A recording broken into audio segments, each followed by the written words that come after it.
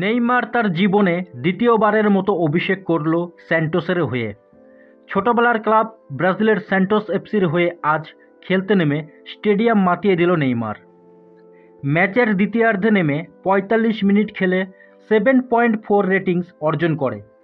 আর এই ৪৫ মিনিটের মধ্যে ৭বার ড্রিবল করে অপোনেন্ট প্লেয়ারকে আর ৭টি শট মারে অপোনেন্টের বারে। এছাড়াও ৮৩% পাসিং অ্যাকুরেসি রেখে ২টি কি পাসও দেয়। ম্যাচে তার বল কন্ট্রোল আর ড্রিবল এতটাই নিখুঁত ছিল যে তাকে অপোনেন্টের প্লেয়াররা ৫বার ফাউল করতে বাধ্য হয়।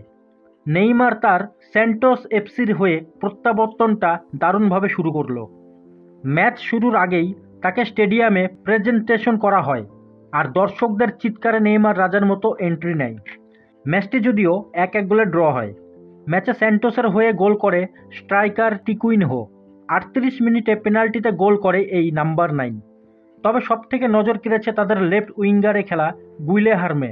তিনি ম্যাচে ৮টি শট মারেন, যার মধ্যে ২টি শট তো বার পোস্টে লাগে। এছাড়াও ৭বার ড্রিবল করে, ৩টি কি পাস এবং একটি বিগ চান্স ক্রিয়েটও করেন। আজকের ম্যাচটি ড্র করলেও গ্রুপ টেবিলে স্যান্টোস এফসি ১ নম্বরেই থাকলো।